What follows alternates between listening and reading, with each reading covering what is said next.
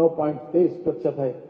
वर्ष 2030 तक अनावरण एवं वृक्षावरण 15% तक किए जाने का लक्ष्य है। वर्तमान वित्तीय वर्ष 2023-24 में उत्तर प्रदेश में हरितमा विस्तार हेतु प्रदेश में बृहद स्तर पर 35 करोड़ लक्ष्य के सापेक्ष 36.16 करोड़ पौधारोपण का कार्य कराया गया। वर्षा काल 2024 में 35 करोड़ वृक्षारोपण का लक्ष्य प्रस्तावित है। सामाजिक मानकीकरण योजना हेतु 600 करोड़ रुपए की व्यवस्था प्रस्तावित है। पौधशाला प्रबंधन योजना हेतु 175 करोड़ रुपए की व्यवस्था की गई है। ग्रीन इंडिया मिशन के अंतर्गत संचालित कार्यक्रमों हेतु 110 करोड़ रुपए की व्यवस्था प्रस्तावित है। Project tiger and project elephant योजना हेतु 48.94 करोड़ रुपए की व्यवस्था है। जनपद लखनऊ स्थित कुकरेल वन क्षेत्र में कुकरेल नाइट सफारी पार्क की स्थापना हेतु 50 करोड़ रुपए की व्यवस्था की गई है। समाज कल्याण वृद्धावस्था पेंशन हेतु 73,777 करोड़ रुपए की व्यवस्था प्रस्तावित है। पति की मृत्यु उपरांत निराश्रित महिलाओं के भरण पोषण अनुदान हेतु 4,073 करोड़ रुपए की व्यवस्था प्रस्तावित है। अनुसूचित जाति व सामान्य वर्ग के छात्र छात्राओं को छात्रवृत्ति योजना हेतु 1862 करोड़ रुपए की व्यवस्था प्रस्तावित है। मुख्यमंत्री सामूहिक विवाह योजना के अंतर्गत अनुसूचित जाति तथा सामान्य वर्ग के निर्धन परिवारों की पुत्रियों हेतु 600 करोड़ रुपए की व्यवस्था प्रस्तावित है।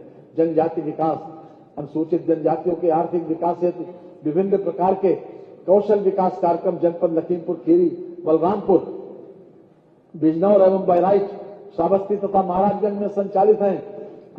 लघुवन उपजों हेतु न्यूनतम समर्थन मूल्य योजना अंतर्गत नॉन टिम्बर लघुवन उपजों को निर्धारित न्यूनतम समर्थन मूल्य पर क्रय हेतु लघुवन उपजों के विपणन, हाट एवं बाजारों के सुदृढ़ीकरण एवं गोदामों के निर्माण को सरकार द्वारा बढ़ावा दिया जा रहा है। पिछड़ा वर्ग कल्याण अन्य पिछड़ा वर्ग के छात्र छात्राओं को छात्रवृत्ति योजना हेतु 2475 करोड़ रुपए की व्यवस्था प्रस्तावित है। अन्य पिछड़ा वर्ग के निर्धन व्यक्तियों की पुत्रियों की शादी है अनुदान योजना हेतु 200 करोड़ रुपए की व्यवस्था प्रस्तावित है। पिछड़ा वर्ग के बेरोजगार युवाओं को कंप्यूटर प्रशिक्षण हेतु 35 करोड़ रुपए की व्यवस्था प्रस्तावित है। अन्य पिछड़ा वर्ग के छात्र छात्राओं के छात्रावास निर्माण हेतु लगभग 22 करोड़ रुपए की व्यवस्था प्रस्तावित है। दिव्यांगजन सशक्तिकरण दिव्यांग पेंशन योजना हेतु 1170 करोड़ रुपए की व्यवस्था प्रस्तावित है। कुष्ठावस्था पेंशन योजना हेतु 42 करोड़ रुपए की व्यवस्था प्रस्तावित है। कृत्रिम अंग सहायक उपकरण अनुदान योजना के अंतर्गत लगभग 49,000 दिव्यांगजनों को लाभान्वित किए जाने का लक्ष्य है। अल्पसंख्यक कल्याण 2022-23 में से मल्टी सेक्टोरल डेवलपमेंट कार्यक्रम प्रदेश के सभी जनपदों में लागू है। कार्यक्रम के अंतर्गत शिक्षा, स्वास्थ्य और पेयजल जैसी बुनियादी सुविधाओं के सृजन पर अधिकाधिक बल दिया जा रहा है। वित्तीय वर्ष 2022-23 में 204 परियोजनाओं को पूर्ण कराते हुए जनोपयोगी बनाया गया। वित्तीय वर्ष 2022-23 में पूर्ण परियोजना इकाइयों में 7 राजकीय पॉलिटेक्निक, 4 ITI, 12 राजकीय inter college, 25 primary school, 10 upper primary school, 9 अतिरिक्त कक्ष, 2 छात्रावास, 51 आंगनबाड़ी केंद्र, 3 टॉयलेट ब्लॉक, 2 CHC, 2 PHC तथा 1 होम्योपैथिक चिकित्सालय सम्मिलित है। अल्पसंख्यक समुदाय के छात्र छात्राओं को छात्रवृत्ति हेतु 220 करोड़ रुपए की व्यवस्था प्रस्तावित है। न्याय जनपद प्रयागराज में निर्माणाधीन राष्ट्रीय विधि विश्वविद्यालय हेतु 100 करोड़ रुपए की व्यवस्था प्रस्तावित है। प्रदेश के विभिन्न जनपदों में न्यायालयों की स्थापना हेतु 300 करोड़ रुपए की व्यवस्था प्रस्तावित है। पायलट प्रोजेक्ट के अंतर्गत न्यायालय परिसर के निर्माण हेतु 700 करोड़ रुपए की व्यवस्था प्रस्तावित है। अधिवक्ता कल्याण निधि को 200 करोड़ रुपए से बढ़ाकर 500 करोड़ रुपए किए जाने का निर्णय लिया गया है। मान्यवर उत्तर प्रदेश अधिवक्ता सामाजिक निधि योजना के सदस्य अधिवक्ता की मृत्यु हो जाने की दशा में अनुमन्य सहायता की अधिकतम सीमा को 1,50,000 रुपए से बढ़ाकर 5 लाख रुपए कर दिया गया है। महिला एवं बाल विकास प्रदेश के सभी 75 जनपदों में 1,89,796 आंगनबाड़ी केंद्रों के माध्यम से 6 माह से 6 वर्ष आयु के बच्चों, गर्भवती महिलाओं एवं धात्री माताओं के सर्वांगीण विकास की योजनाओं का संचालन कराया जा रहा है।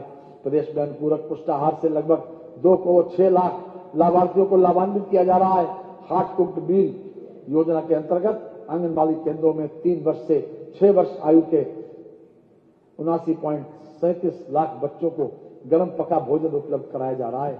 पुष्टाहार कार्यक्रम हेतु लगभग 5129 करोड़ की व्यवस्था प्रस्तावित है। आंगनबाड़ी कार्यकर्तियों की एवं सहायिकाओं के मानदेय के भुगतान हेतु लगभग 971 करोड़ रुपए की व्यवस्था प्रस्तावित है। कन्या सुमंगला योजना हेतु 700 करोड़ रुपए की व्यवस्था प्रस्तावित है।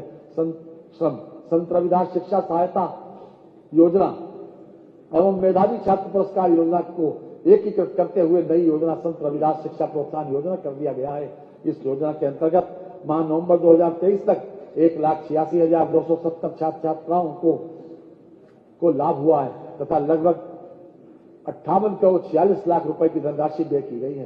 कन्या विवाह सहायता योजना के अंतर्गत पंजीकृत सभी की कुल 2 बालिकाओं को स्वजातीय विवाह की स्थिति में 55,000 रुपए तथा अंतर जातीय प्रकरणों में 61,000 रुपए की रकम दिए जाने का प्राविधान है।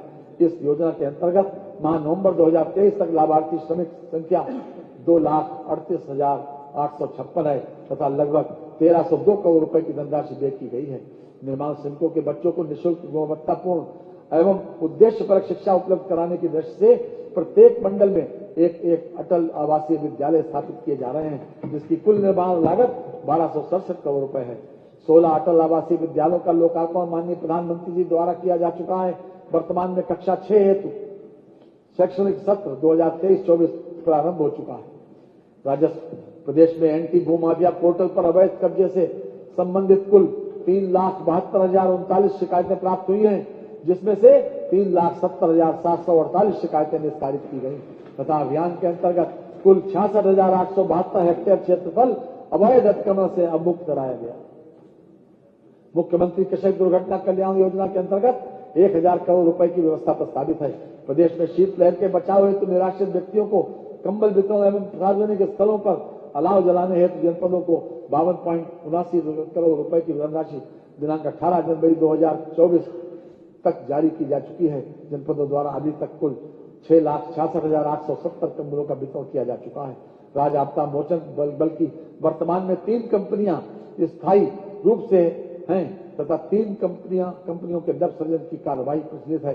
परिवहन रक्षाबंधन पर्व पर प्रदेश की महिला यात्रियों को निगम बसों में निःशुल्क यात्रा प्रदान की जा रही है। वर्ष 2017 से वर्ष 2023 तक 1,03 करोड़ से अधिक महिला यात्रियों को निःशुल्क यात्रा सुविधा प्रदान की गई है। बस यात्रियों को सस्ती एवं गुणवत्तापूर्ण यात्रा सुलभ कराए जाने के उद्देश्य से बस बेड़ों में वृद्धि हेतु 500 करोड़ रुपए की व्यवस्था प्रस्तावित है। निर्भया योजना के अंतर्गत महिलाओं के लिए 50 वातानुकूलित पिंक सेवाएं संचालित हैं, जिसमें महिला यात्रियों की सुरक्षा हेतु सभी बसों में पैनिक बटन स्थापित हैं।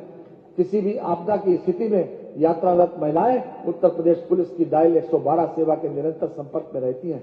मान्यवर विभाग बार महत्वपूर्ण योजनाओं एवं कार्यक्रमों हेतु आय व्यय में की गई व्यवस्थाओं का विवरण प्रस्तुत करने के पश्चात मैं राजकोषीय सेवाओं का विवरण प्रस्तुत कर रहा हूं। राजकोषीय सेवाएं राज्य वस्तु एवं सेवा कर तथा मूल्य संवर्धित कर। राज्य वस्तु एवं सेवा कर तथा मूल्य संवर्धित कर से राजस्व संग्रह का लक्ष्य 1,56,981 करोड़ 89 लाख रुपए निर्धारित किया गया है। आबकारी शुल्क से राजस्व संग्रह का लक्ष्य 58,307 करोड़ रुपए 56 लाख रुपए निर्धारित किया गया है। स्टाम्प एवं पंजीकरण से राजस्व संग्रह का लक्ष्य 35,651 करोड़ 93 लाख रुपए निर्धारित किया गया है। वाहन कर से राजस्व संग्रह का लक्ष्य 12,504 करोड़ 73 लाख रुपए निर्धारित किया गया है। वित्तीय वर्ष के बजट अनुमान वर्ष 2024-25 मानव प्रस्तुत बजट का आकार 7,36,437 करोड़ 73 लाख रुपए है। बजट में 24,863 करोड़ 57 लाख रुपए की नई योजनाएं सम्मिलित की गई हैं। कुल प्राप्तियां 7,21,333 करोड़ 42